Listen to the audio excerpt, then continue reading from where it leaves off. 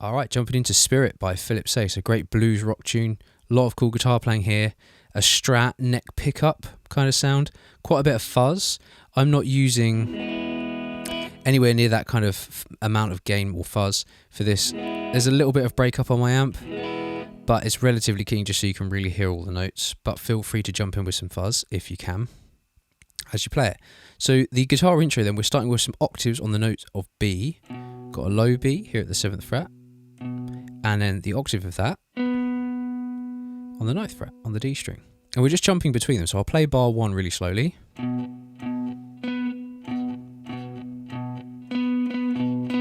Two things important here. When we play the notes, you can see in the notation there's staccato dots underneath those notes, which means short and sharp. So when I'm playing those notes, either one, after I hit it, I'm just gently lifting up the squeeze.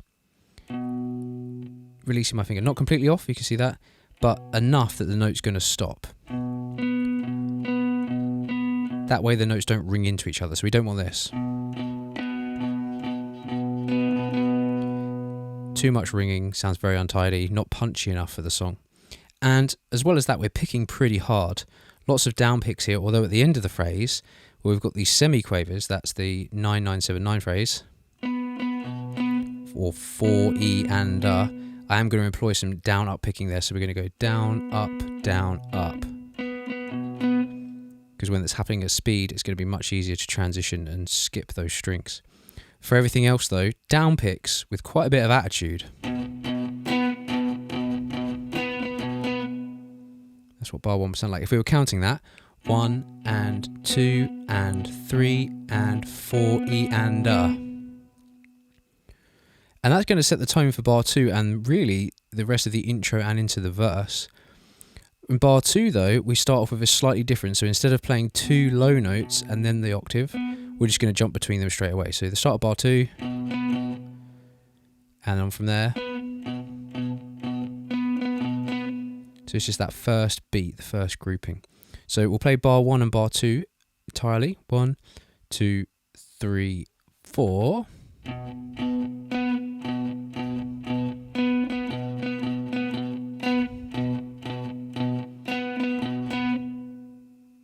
Again, really watch that picking. Lots of down picks, really laying into the strings, but when you get to the semiquavers at the end of each of those bars, down, up, down for the low note, and then up again. It's going to work best. All right, so on to bar 3 then, when the band actually come in. That riff that we just played is now repeating itself, and you can see in bars 4, 5, and 6, we've got those single percentage signs, so we're just going to repeat the same riff that's written out in bar 3 again. So it's that same riff 4 times. So here is bar 3, just to remind you what that sounds like, although it was the same as we've just played. 3, 4. And that same riff would then repeat 4 more times. So we won't do that for the sake of time here in the tutorial, but obviously practice that 4 times round. So we're moving on to the verse. Okay, so in verse then, bar number 7, he starts singing. We've still got this same riff in bar 7 that we were playing at the end of the intro. Again, single bar repeats in bar 8, 9 and 10, so we're going to repeat it 4 times. We will do that here though, just to give us some practice on it before we move on to things changing. So bar 7, here we go. That riff is going to go 4 times. We're going to play the whole line nice and slow. 2, 3, 4.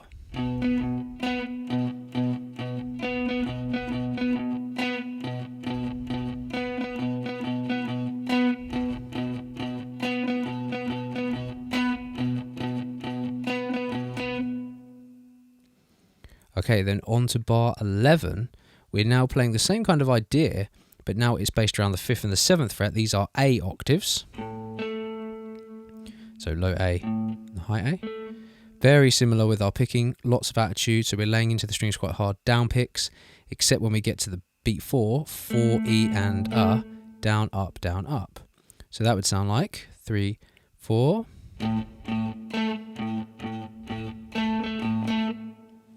And in bar 12, we're going to take that same phrase up by 1 fret for the note of B flat.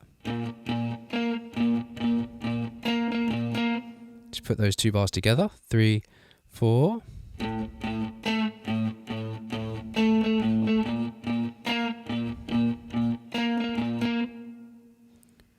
And then when we get into bar 13, we're returning to the note of B at the 7th fret here, 7 and 9, the octave there. Same riff again, so here's bar 13, 3, 4. And in bar 14, it's kind of like we start that same idea again, but you can see that it's cut short. So just slowly rest. Beat 4 is a nice rest. So on beat 4, make sure your picking hand is coming down on the strings to keep everything nice and quiet. So let's just try that whole line. So bar 11 through to 14. Here we go, after 4. 1, 2, 3, 4.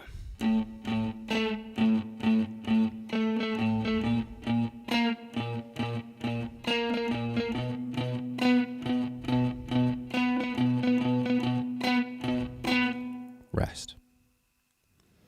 All right, and that concludes verse number 1. So you might need to repeat that a few times, putting those lines together, because it does go by pretty quick on the song. But a really fun riff, shows what cool stuff you can do with just octaves, really. Okay, on to chorus number 1. All right, so for chorus number 1, we get our first introduction of some chords. There is some kind of lead fills and a lot of stuff going on extra in the song, as I've just kind of picked out the core guitar here. That again, if you were playing as one person, maybe in a band or playing along to the record, it gives you the kind of bulk of what the song really is. So we've got a B minor chord in what is the E bar chord shape, if you know your K system. First finger's laying all the way across the strings there. Then we're moving to a D chord, D major, in what is we would call the A shape. Talking about the K system now. We're not going to really go into too much here, but just as a reference. So B minor and a D. Then an E7. Third finger on the root note of E. This would be a C shape in terms of the K system. And we're just playing crotchets there for those chords. So it'd be 1, 2, 3, 4, 1, 2. And at the end of this bar, the E7 bar, we're going to do a slide from 7 to 9. And you'll notice the 7 is smaller than the 9. That is a grace note, which means the slide is very quick. We don't really hear the 7. It's not even. It is not even like that. It's kind of crushed together. So really it's telling you to where to start the slide. So we do the slide 7 to 9 on the A string. Then first finger is going to come over and play 7 on the D. And then a pull off 9 to 7. And my little finger is then going to grab the 10 on the low E string. And as I did it, you heard it there, I'm bending it down, just that little bluesy inflection. So that riff would be just a very small bend. And again, this is going by really fast. So you're not going to have time to really pull that note down. Putting that together then, bar 15, 16, this phrase does happen a few times in this song. So 3, 4.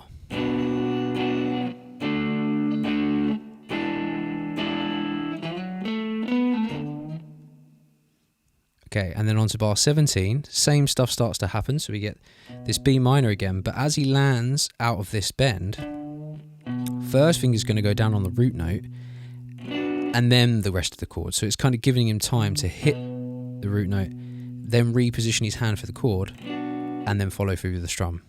So just from the riff, bass note, then strum. And moving on to bar 18, we're now going down to a low E, and then an F sharp power chord. And you can see the way I've written out the E. Normally we would play all the strings. I think he's holding the same shape, but you just don't really hear him strum much of the high E strings. He's just kind of concentrating on those low notes. So if we put bar 15 to 18 together, we get this. 3, 4.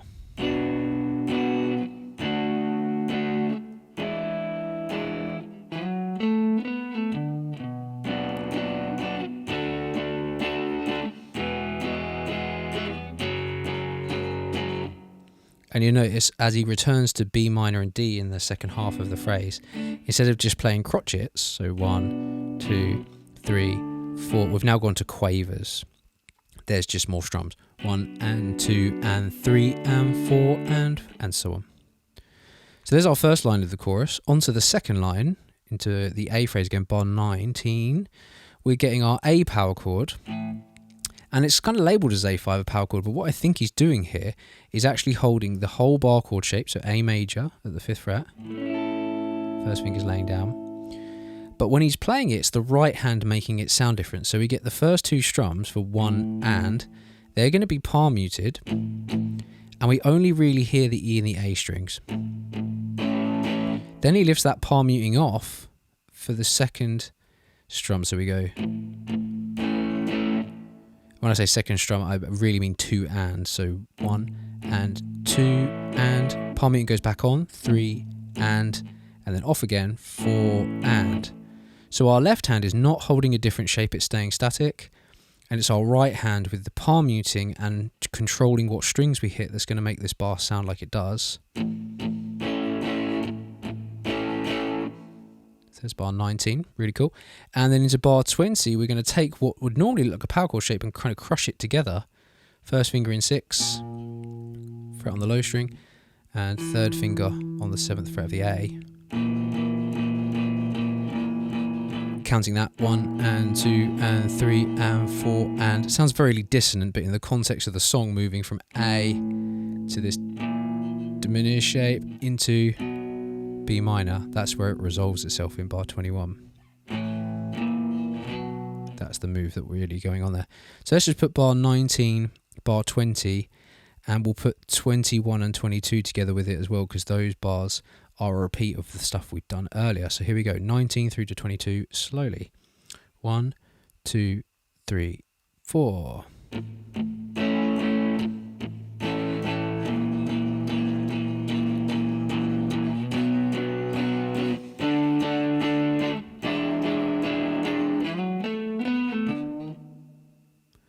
little bend on the end with that 10th fret note again. And that concludes our chorus. The chorus that we're going to see later on in the song is also going to be very similar to that. So do spend a good amount of time practicing and putting those parts together. And I'll see you in verse 2. Alright, so verse 2 in this song then, we're starting back with our B minor or B octave riff at the 7th fret. And everything we said about verse 1 and the intro applies here, kind of laying in quite hard with the pick, lots of down strums, except at the end of the bar. So for instance, bar 23, where we've got the 4E and down, up to execute that. Keeping everything nice and staccato, short and sharp. Do not let the notes ring into each other. So really everything's the same as we've done, except when we get to bar 30 and we have this really fast little lead guitar fill. And I don't think this was played all in one take. I think they played the riff and then they added this little lead fill into it over the top later on. So what it is, we've got our octave riff starting the bar, same as we played it before. And then if you want to put it together, it's going to require quite a lot of work, but we've got this pull-off phrase, B string, 10, 9, 7. So it's one pick, and then two consecutive pull-offs. Pick, pull-off, pull-off. In a group of 3, and attached to that we do the same thing on the G string. That would cover beat 3. And then we're going to string skip over to the A string, 9, then 8, picked, pick 7, and then slide down to 5. Could even introduce, I haven't written it like that in the tab, but you could do them as pull-offs as well. It sounds very forceful though on the track, so I think it was picked. With a slide to that 5th fret, and when you get to that 5th fret, you can put a little bluesy inflection with a bend there.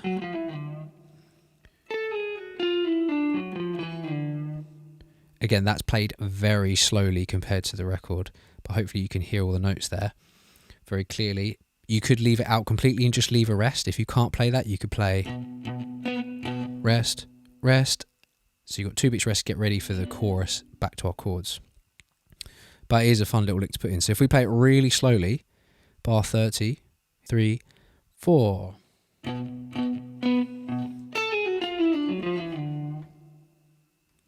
Again, that's going to probably be the hardest part of the whole song to get that to go together.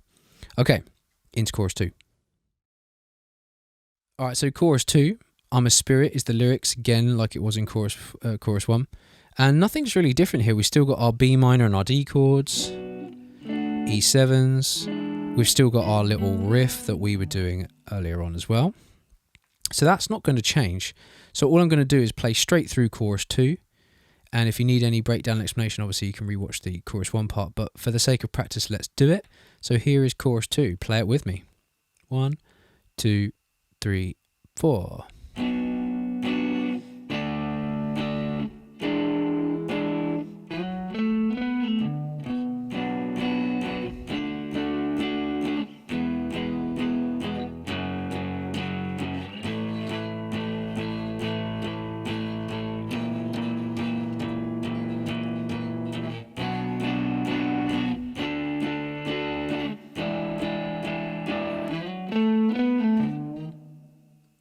And that would be the end of chorus 2, which is going to lead us straight into the bridge. So I'll see you there. Alright, so the bridge then. More power chords. This is bar 39 in the tab. We're playing an F sharp power chord to a G. And the way I've written out the power chords in this is we've taken our normal power chord shape, 2 notes, and with little finger added into that. That's just on the octave, so the first note and the last one, it's that octave shape again. So there's 2, in this case, F sharps in the power chord. So it's still a power chord, we just beefed it up with this extra note. It's a really common trick that I'm sure you've seen before and you will see in loads of different songs as well.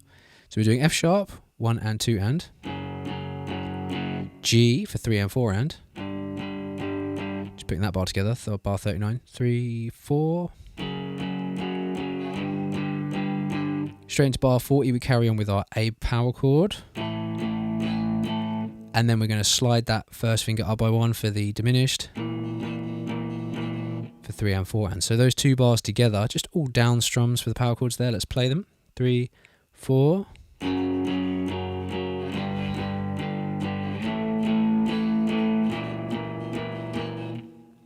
And that would lead us straight into the guitar solo. So over that bridge, there are some kind of high unison bends that are going on, but I left that out in the sake for the power chords. One, to make this tutorial a little bit more straightforward for you, but also if you were playing just with in a room with bass player, drums, and maybe someone was singing as well, that you definitely want to hear the power chords. That's really going to sell this build up here. The bends are nice, but I see them as kind of an extra on top of the foundation that is the power chords. So that's the bridge. Let's head to the guitar solo. Alright, so the guitar solo, similar approach that I took to the bridge. Yes, there is obviously a guitar solo happening here, and there is a lot of notes being played. Really great guitar solo, but for the sake of ease of this tutorial, and to make it sense as one whole thing, I've kept it as the rhythm guitar part. But if you're interested in the solo, that's something we can cover at a later date as well. But really, they're just kind of taking inspiration from the chorus, and then there's a solo going over the top. So the chords we've done earlier, the B minors, the D shapes, they're all coming back. The riff idea, that's coming back as well. So there's nothing really that different that's happening here in the guitar solo. So treat it like a chorus. The only difference is the kind of way we get out of it. So we're going to do our riff. This is in bar 48. We've played our E down in the open position here. We're going to shoot up, play our riff, and then we're going to hit this 7th fret. Technically, this is the start of the next line, bar 49, where I've labelled it the breakdown, but it's all going to happen as one thing. So we're going to play our riff, then first finger on the 7th fret, we're going to hit it, slide down to nothing. So when you hit that note, you're sliding down. By the time your finger gets to about the 1st fret, picking hand comes down on the strings to make it sound like it disappeared. So, and then it's dead quiet after that with lots of rests. So that's our guitar solo. Remember, treat it like a chorus. It really is, except with the guitar solo going over the top. Just practice that transition to get out of it with a little riff into that slide. Okay, let's go properly into the breakdown. So the breakdown, we really entered it with the last phrase. We did the slide, the bend, hit that, and come off. And then it's just lots of rest. So the guitar is dead quiet here. So just jumping ahead to bar 56, the way we're going to re-enter on beats 3 and 4 of bar 56, we've got this slide. Now I've written it from the 19th fret. It's not really precise. It's just higher up here. And we're going to hit it, and it's just a slide down. But it's going to last for 2 beats. So it's 1, 2, 3, 4. And with a lot of fuzz and a lot of gain that he's using at this point, that would obviously be much more pronounced than it is on my guitar at the moment because I'm relatively clean. But yeah, so don't take the 19th fret as gospel. you can use that as a starting place, but it's that rough area and it comes down from there. So moving straight on into the last chorus then. Alright, so the last chorus then, really no different to what's also been played in the previous courses, and you'll find that the B minor and the D have come back the same way. I did write it as E7 earlier, and looking back on the tab, you'll see that I did it also for the guitar solo, is that I wrote E7 in the first chorus, this chord, and in subsequent I've written an E chord. So I think there's a couple of layers going on. I think one guitar has been recorded playing E7, and I think there's another one playing an E. Both are absolutely fine, you could play both. Maybe for a more bluesy sound go E7, but you'll notice that if you're playing B minor to a D, that D is then the same shape moved 2 frets higher if you want to play just the E major chord. So you could play B minor, D, and then sliding that 2 frets higher for E. And that's how I've actually written it during the guitar solo and then this last chorus. But you could play either the E or the E7. They're only one note different. Okay, we're still going to have our riff, the sliding riff, at the end of bar 58 there into bar 59. The rhythm does change slightly in bar 60 compared to what we've done before, so we're playing our low E chord in the open position, but it's 1, 2 as crotchets, and then 3, 4, so we've got. Before returning in bar 61 to our quavers for the A power chord, bar 62, and onwards 63 for the B minor and D, D, then down to E and R, low position again. I know I'm skating through this fairly quickly because it is all the same.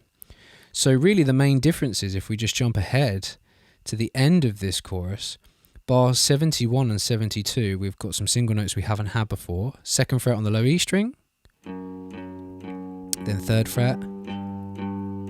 Then we're going to do this little grace note slide again to get us to 5. So we've got 1 and 2 and 3 and 4 and 1 and 2 and 3 and 4 and as we're progressing through that last bar of 72 there, the A to B flat note, or you could call it A sharp, we're walking up to that B again. It's slowing down. So the tempo marking over the top there, it says RAL. That is an indication that the song is slowing down in approach to our final chord of B minor in bar 73.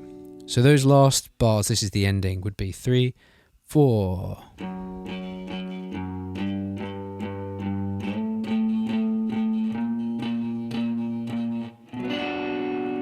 And we're just going to hold that last B minor chord out and just let it ring until eventually that stops, and then the drums and the vocals just carry on the end of the song till a fade out. So do watch out for that slowing down there. RAL is short for rallentando. It means slowing down. So really that's it for our song. It's really good practice of some bar chord shapes, nice little bluesy slides and bends, and a really good use of what you can do with octaves in our song.